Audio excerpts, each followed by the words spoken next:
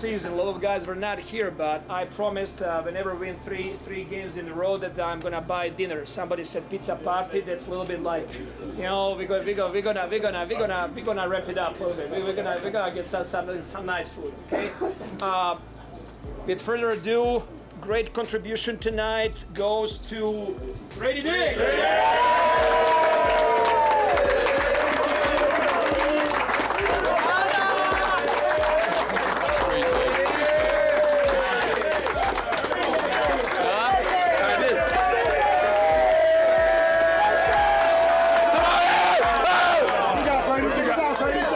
Family on three, 1, 2, 3.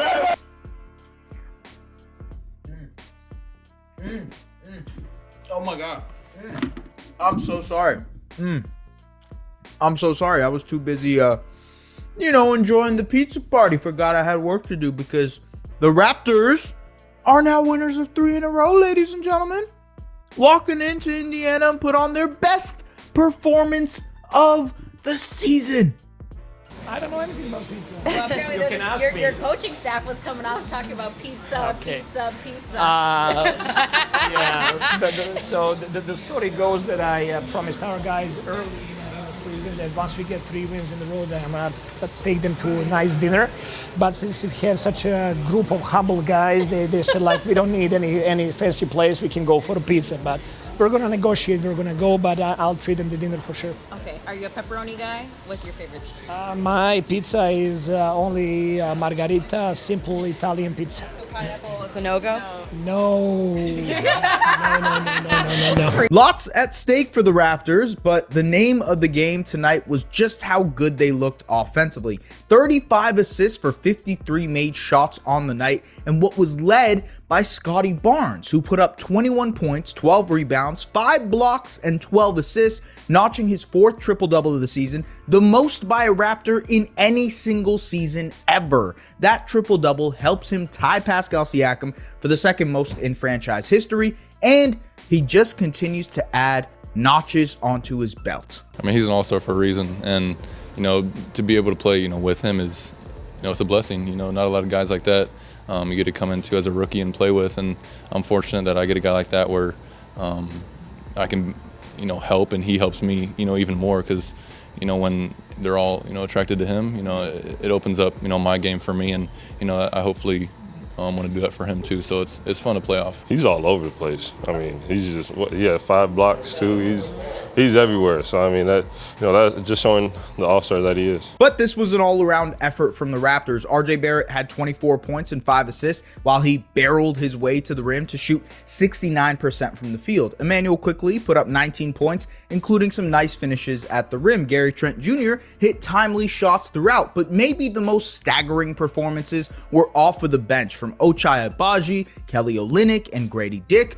Ochai poured in 13 points, showing off his craft as a cutter and off-ball mover. Meanwhile, Olynyk dished out 5 assists in a bench unit that torched the Pacers early in the game. And Dick had himself a night. 18 points and a perfect 4 of 4 from the three-point line. Another impressive performance from the Raptors rookie. GD's playing really well. He's been playing at a really high level for about a month now, so just happy for him and want to see his continued growth. Each game's a different lesson, and just trying to take what I can get from each game, and sit down with coaches, watch film, and seeing different things that I did here or there, and just try to build from it. And I feel like that's what's going each game. Now look, the Pacers didn't go out without a fight. They fought hard throughout this game, and it was a back and forth affair. Bennedict Mathurin came up clutch, dropping a career high 34 points to keep Indiana involved. It seemed like midway through the 3rd quarter, with Jakob Poeltl exiting the game due to an apparent ankle injury, the Pacers could storm back into this game, but the Raptors stayed resilient on both ends of the floor and found a way to pull it out. I think it's each practice. It's not really one main thing. It's really just all the guys collectively just having that chemistry that we have and building it. The young core and just the team in general is it's just so much fun to be around, and in practice celebrating. I think that's what helps us even more is when we're all talking and just having a fun time. That kind of translates to the court. There are players that are just confident, but his confidence is not coming from nothing else than an extreme hard work. And this is just big beginning for him. He's going to have good games, he's going to have bad games, but he needs to continue being in those situations to learn and get better and to get reps. I thought that he did a good job on both ends of the floor. I thought that he was good defensively as well. Now, folks, there is so much that I can bring from this game for the film room. This was, in my opinion, the best win of the season for the Raptors, and without a doubt, the best win of this iteration of the Raptors. There's a lot of things that we can talk about, but there's one specific play that is creating a ton of advantages for the Raptors, and that is what I want to break down. The Raptors are using two of their best shooters as decoys in a certain way to create advantages for others. One of those shooters is Immanuel Quickley. So you see here a pick and roll between Quickley and Scottie. The Pacers are forced to switch this action because they don't want to give up IQ pulling up 4-3. So Pascal is forced to switch and chase. And because Miles Turner is anticipating a dribble handoff between IQ and Jakob, this gives a perfect window for Jakob to throw the overhead pass to Scottie, who has the mismatch in the post, and he draws a foul. Same concept here from the Raptors, using Immanuel Quickley as a decoy. Watch the flare screen for IQ. This could be an easy shot for him if he were to flare out. Instead, he curls in, and as the pick and roll between Jakob and Scottie is happening, IQ is going to provide a down screen to Miles Turner, so Jakob's man, and this gives Jakob a free lane to roll to the basket for the alley-oop, using IQ's shooting threat to create that advantage. But this is the play that makes it so much more apparent what the Raptors are trying to do when it comes to involving their shooters as screeners. So here, empty side situation between Scottie and Gradey Dick. Gradey ghosts this screen, and it's supposed to be a flare screen set for Kelly Olynyk, but this time it's a pick and roll. Because of the threat of Grady's three-point shot, he draws two on this pick and roll. Kelly slips, great pocket pass by Gradey, and that is an easy dunk for Olynyk. Exact same play here, except it's above the break. And this time, Gradey slips the screen. It's a flare screen from Kelly Olynyk. Gradey curls all the way instead of flaring out. Scottie just takes it into the post, which is one of the options of this play. That draws help from the nail because of the gravity of Gradey Dick's curl, which Jalen Smith had to acknowledge. That creates a wide open shot for Kelly Olynyk.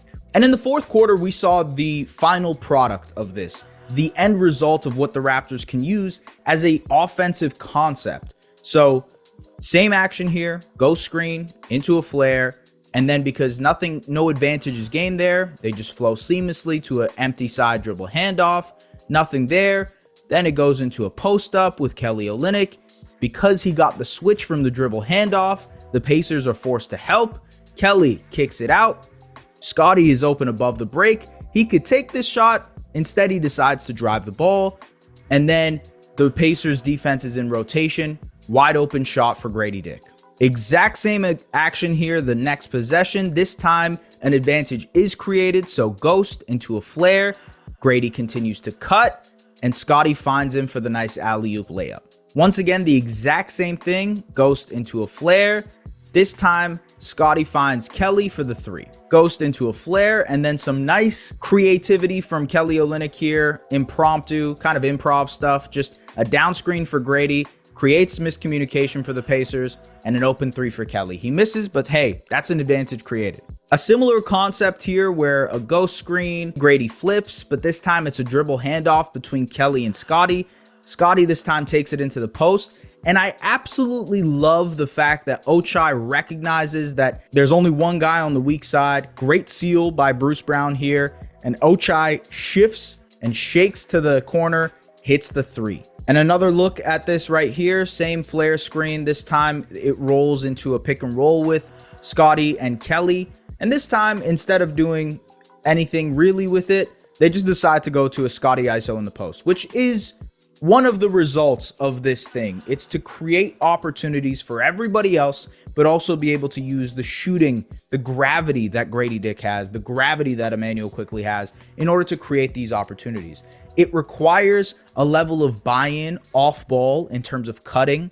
I think that's one aspect that was incredible tonight from the Raptors, the fact that there was purpose and pace with their cuts. That's super, super important when you talk about, teams like the Sacramento Kings and Golden State Warriors, teams that thrive off of off-ball movement, they do so because their players are committed to finishing their cuts, to being open, to kind of creating openings for themselves. And honestly, this is how the Toronto Raptors want to play. This is how Darko Rajakovic has wanted to play all season. And now the Raptors have the tools to do so. Best win of the year for the Toronto Raptors.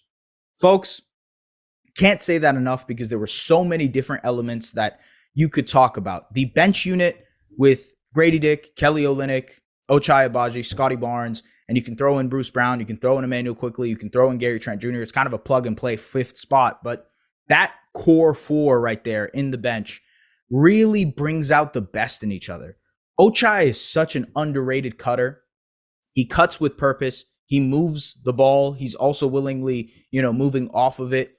I thought he did an incredible job of working off of Kelly Olynyk and working off of Jakob Poeltl.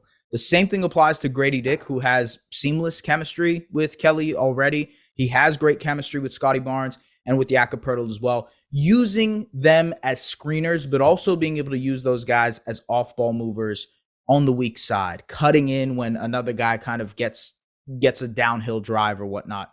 That has been something that has caught my eye over the last 3 days, just why the Raptors look so good offensively. And Gradey and Ochai have been a big reason for that. They've just been incredible off-ball movers. I think that's a huge part of what this team is looking to be moving forward, right? You have to have that purpose and buy-in when it comes to how you're going to move off the ball and how you're going to cut. And ultimately, I think that's an incredible trait to have for this Raptors team who continues to rack up assists like no tomorrow. I thought when the going got tough, RJ Barrett and Gary Trent Jr. made some really, really important shots tonight. RJ, when the offense bogs down, when there isn't a lot of ball movement, and this is a little bit of a chicken and the egg situation, but when there isn't a lot of ball movement going on, and maybe when the Raptors haven't created the advantage they've wanted to in the half court, RJ is just able to barrel his way into the rim, somehow create an advantage, collapse the defense. And, tonight he had 5 assists. I think one of those things is realizing that, okay, you can get to the rim whenever you want. You can create an advantage whenever you want by getting to the rim. Now you got to find those passing angles, the dump off pass, the swing pass to the corner. These are areas that RJ has to improve at, but we've seen over the last 2 months just the potential there for him to get there. I thought that was a really, really important part of this game when, in the third quarter or whatnot, sorry, I still got pizza in my mouth. In the third quarter or whatnot, when things started to get a little bit mucky, when Jakob got checked out of the game for the ankle injury, hope he's okay, by the way, huge part of this win and what the Raptors have been able to do. You saw that RJ kind of took over there, steadied the ship a little bit, got out in transition. And, the other aspect of this is that the Raptors are just running so much more. They already were a great transition team before the break. They were a great transition team, even with Pascal Siakam and OG Anunoby, 2 of the best transition players in the league. But they've continued to do that with IQ, with RJ, with Scottie, and now with guys like Gradey Dick and Ochai Agbaji involved too. Love the style that the Raptors are playing. You could tell that there's a vision in mind. You could tell that there is a style, an identity with which this team wants to play. And that's what makes it so much more fun. You can tell what the end process is going to be. You can also sort of envision the types of players that would suit what this team would look like. And that's what makes it that much more tantalizing when you think of, the off season and draft and who they should take and whatnot. It's guys who can fit this system and work in a way that kind of makes it thrive, like a Gradey Dick, like an Ochai Agbaji, like Kelly Olynyk. Those are the 3 types of guys that, I guess archetypes that pop out when you think of they can play in this specific system that the Raptors are running. And this system really helps Scottie Barnes. Like, this is the type of play, ball quickly moving. It's being thrown around a bunch. It uses him as a screener and cutter, but also his ability to, when you're using and involving so many shooters, like I just mentioned in those plays, you're creating so many decoy actions that teams are inevitably going to switch. And if they switch, Scottie can abuse that mismatch in the post because he's such a dominant post player. He can just get in there, rise up over top if it's a small, or if it's a guy who's not as physical as him, just bully him into the paint and finish. And that's what makes Scottie so special in these circumstances and with this specific style. It was just a great game, y'all. And folks, pizza party, everybody better enjoy. I know I did, because the Raptors won 3 games in a row for the first time this season. And I know there were like jokes, it's all that stuff. And like, yes, but it's a tangible win for this organization. And I don't take that lightly. I don't think the Raptors take that lightly either, because these are tangible steps that you have. And there's been a lot of conversation on Twitter about keeping the pick, tanking, should have tanked last year. They should have tanked last year, if we're being honest. And this whole kind of discussion about what's the point of this final stretch of the season. The point is to get these guys into good winning habits, building and developing those habits. Before the All-Star break, it was clear that some of those habits just weren't there. And if they were going to continue going down this road, 30-point losses to the San Antonio Spurs, bad loss to the Cavaliers, type of thing like that, if they're not showing effort on a night-to-night basis, if they're not playing with an identity, if they're not playing with a purpose, then things kind of go out the window. You lose track of your habits. You gain bad habits. And I don't think the Raptors, one, can afford for their players to do that right now. And two, they don't want to develop that type of organization. Obviously, it's clear. And from my perspective, I think it actually helps them right now if they want to compete. Hey, the window is open for them to potentially get into a play-in spot. I think they are going to lap Brooklyn if they haven't already. I haven't checked the standings, but they're definitely going to get into that 11th spot by the end of this week. It just depends on how Atlanta does without Trae Young. And if, they go on a bit of a losing streak, then things become really interesting.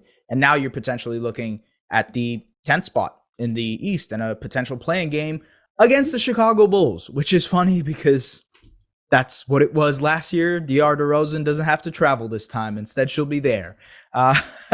Folks, look, that's a well ways away. We still got 6 weeks more of basketball, and I'm just excited to watch, to be able to enjoy this team for the next 6 weeks, because there's something there. There's an identity to what they're playing with, to how they're playing, to what they're trying to achieve on a night-to-night basis, and that is so much more clarity than we were provided at the start of the season in September, in October. There was no telling what this team would be. There was no telling what the vision was. And right now, that vision is at least becoming more clear. And it's more fun. So thank you very much for tapping in. Reply, comment, do all those things you guys usually do. Subscribe to the Raptors Republic channel. Always appreciated. Everybody here does incredible work, especially on the written side too. So go and check all that out. I guess follow me on Twitter and stuff like that too, if you guys are down for that. Appreciate you guys. Enjoy your own little pizza parties. I'm sure the Raptors will be enjoying theirs. And we will see you guys later. Take care.